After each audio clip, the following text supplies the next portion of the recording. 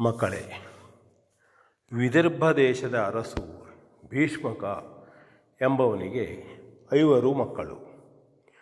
ಹಿರಿಯನಿಗೆ ರುಕ್ಮಿ ಎಂದು ಹೆಸರು. ಕಿರಿಯವಳು ಮಗಳು, ಅವಳಿಗೆ ರುಕ್ಮಿಣಿ ಎಂದು ನಾಮಕರಣ ಮಾಡಿದ್ದರು.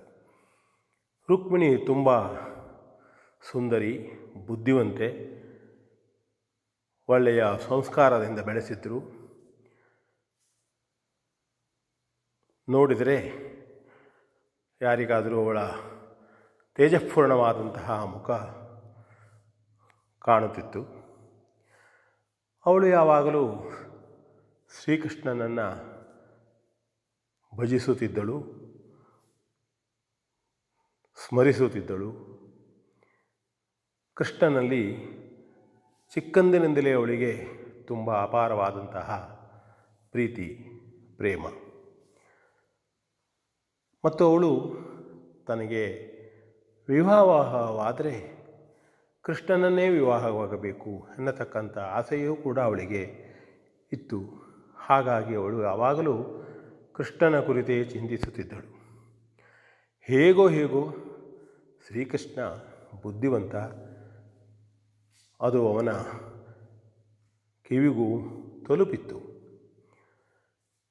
ಆದರೆ ಭೀಷ್ಮಕನ ಹಿರಿಯ ಮಗ ರುಕ್ಮಿಗೆ ಕೃಷ್ಣನಿಗೆ ತನ್ನ ತಂಗಿಯನ್ನು ವಿವಾಹ ಮಾಡಿಕೊಡುವುದು ಮನಸ್ಸಿರಲಿಲ್ಲ. ಅವನಿಗೆ ತನ್ನ ಗೆಳೆಯನಾದಂತಹ ಶಿಶುಪಾಲನಿಗೆ ರುಕ್ಮಿಣಿಯನ್ನು ಕೊಡಬೇಕು ಎಂಬ ಮನಸ್ಸು.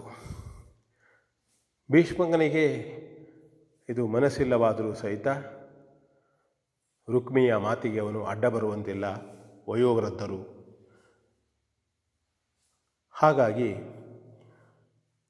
ರುಕ್ಮಿ ಪ್ರಾಪ್ತ ವಯಸ್ಕಳಾದಾಗ ಅವಳ ಮದುವೆಯನ್ನು ಮಾಡಬೇಕು ಎಂದು ಆಲೋಚಿಸುವಷ್ಟರಲ್ಲಿ ರುಕ್ಮಿ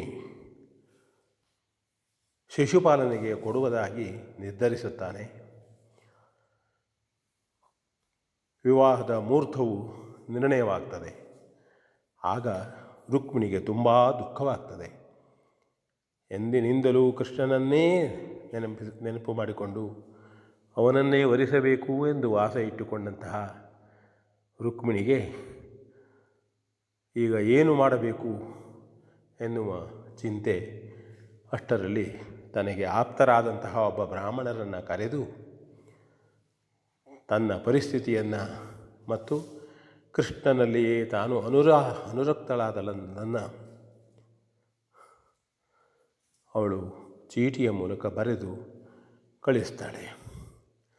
ಆ ಬ್ರಾಹ್ಮಣ ಕೃಷ್ಣನಲ್ಲಿ ಹೋಗಿ ಈ ಪತ್ರವನ್ನು ಕೊಟ್ಟು,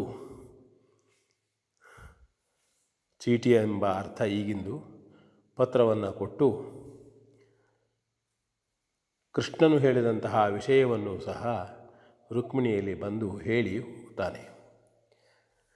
ಇತ್ತ ಕಡೆಯಲ್ಲಿ ಮುಹೂರ್ತದ ಸಂದರ್ಭದಲ್ಲಿ ಶಿಶುಪಾಲನಿಗೂ ಸಹಿತ ಕೃಷ್ಣನು ರುಕ್ಮಿಣಿಯನ್ನು ಬಯಸಿದ್ದಾನೆ ಹೇಳತಕ್ಕಂಥ ವಿಷಯ ಗೊತ್ತಾಗಿರುತ್ತದೆ.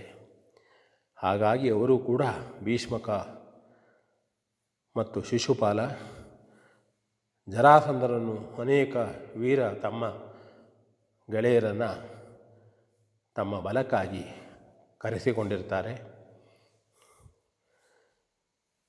ಹಾಗೆ ಮುಹೂರ್ತದ ಸಂದರ್ಭಕ್ಕಿಂತ ಮುಂಚೆ ರುಕ್ಮಿಣಿಯು ಊರಿನ ಒಂದು ದೇವಾಲಯಕ್ಕೆ ಹೋಗುವ ಕಾರ್ಯಕ್ರಮ. ಅವಳು ಹೋಗಿರ್ತಾಳೆ.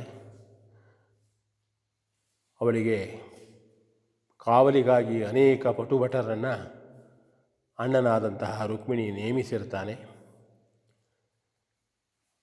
ಅದೇ ಸಂದರ್ಭದಲ್ಲಿ ಅವಳು ದೇವರ ಪೂಜೆಯನ್ನು ಮಾಡುವಾಗ ಯಾವ ಬ್ರಾಹ್ಮಣ ಹಿಂದೆ ಪತ್ರವನ್ನು ತೆಗೆದುಕೊಂಡು ಹೋಗಿದ್ನೋ ಅದೇ ಬ್ರಾಹ್ಮಣ ರುಕ್ಮಿಣಿಗೆ ಸಮಯ ಹೋಗ್ತಾ ಇದೆ, ಮೀರಬಾರದು, ಲಘು ಬಗೆಯಲ್ಲಿ ಕೆಲಸ ಆಗಬೇಕು ಎಂಬುದಾಗಿ ಹೇಳ್ತಾನೆ.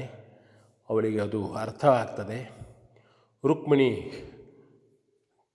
ದೇವಸ್ಥಾನದ ದೇವಾಲಯದ ಮೆಟ್ಟಿಲನ್ನು ಇಳಿದು ಬರುವಾಗ ಕೃಷ್ಣ ದರ್ಶನ ಕೊಡ್ತಾನೆ. ಅತ್ಯಂತ ಸ್ಫುರದ್ರೂಪಿಯಾದಂತಹ ಕೃಷ್ಣನನ್ನು ನೋಡಿ ರುಕ್ಮಿಣಿ ಸಂತೋಷ ಪಡುತ್ತಾಳೆ. ಕೃಷ್ಣ ರುಕ್ಮಿಣಿಯನ್ನು ಕೈ ಹಿಡಿದು ತನ್ನ ರಥದಲ್ಲಿ ಕುಳ್ಳಿರಿಸಿಕೊಂಡು ವೇಗವಾಗಿ ಹೊರಡುತ್ತಾನೆ. ಬಲರಾಮಾದಿಗಳು ಯಾದವರ ಅನೇಕರು ಅವನಿಗೆ ರಕ್ಷಣೆಗೆ ಇರ್ತಾರೆ. ಆಗ ಭೀಷ್ಮನಿಗೆ ತಿಳಿತದೆ, ಅವನಿಗೂ ಮನಸ್ಸಿನಲ್ಲಿ ಸಂತೋಷ ಆಗ್ತದೆ. ಆದರೆ ರುಕ್ಮಿ ಮಾತ್ರ ತೀರಾ ಸಿಟ್ಟುಗೊಂಡು ಕೃಷ್ಣನ ಮೇಲೆ ಎರಗುತ್ತಾನೆ. ಶಿಶುಪಾಲ ಜರಾಸಂಧಾದಿಗಳು ಕೃಷ್ಣನ ಸೈನಿಕರ ಮೇಲೆ ಎರಗುತ್ತಾರೆ. ಆದರೆ ಯಾದವರು ಅವರನ್ನೆಲ್ಲ ಸದೆಬಡಿಯುತ್ತಾರೆ. ಬಲರಾಮನಂದ ನೇತೃತ್ವದಲ್ಲಿ, ಬಲರಾಮನ ಮುಂದಾಳತ್ವದಲ್ಲಿ ಭೀಷ್ಮಕನ ಪಡೆಯೆಲ್ಲವೂ ಸೋತು ಸುಣ್ಣವಾಗ್ತದೆ. ಆಗ ಶಿಶುಪಾಲ ಮತ್ತು ಜರಾಸಂಧ ಇನ್ನೂ ಸಮಯವಿದೆ, ಮುಂದೆ ನೋಡಿಕೊಳ್ಳೋಣ ಎನ್ನುತ್ತಾ ಹೊರಟು ಬಿಡ್ತಾರೆ. ನಂತರದಲ್ಲಿ ಎಲ್ಲರ ಕೈ ಸೋತ ನಂತರದಲ್ಲಿ ಕೃಷ್ಣ ರುಕ್ಮಿಣಿಯನ್ನು ದ್ವಾರಕೆಗೆ ಕರೆದುಕೊಂಡು ಹೋಗಿ ಗುರು ಹಿರಿಯರ, ಊರವರ, ಎಲ್ಲ ಯಾದವರ ಸಮ್ಮುಖದಲ್ಲಿ ಪ್ರೀತಿಯಿಂದ ಕೈ ಹಿಡಿಯುತ್ತಾನೆ. ಅಂದರೆ ವಿವಾಹವಾಗುತ್ತಾನೆ. ಇದು ಕೃಷ್ಣ ರುಕ್ಮಿಣಿಯರ ವಿವಾಹದ ಕತೆ. ತಿಳಿದುಕೊಳ್ಳೋಣ, ಓದೋಣ. ರಾಮಾಯಣ, ಮಹಾಭಾರತ, ಕೃಷ್ಣನ ಕತೆ, ರಾಮನ ಕತೆ ಜೀವನಕ್ಕೂ ನಮಗೆ ದಾರಿದೀಪ.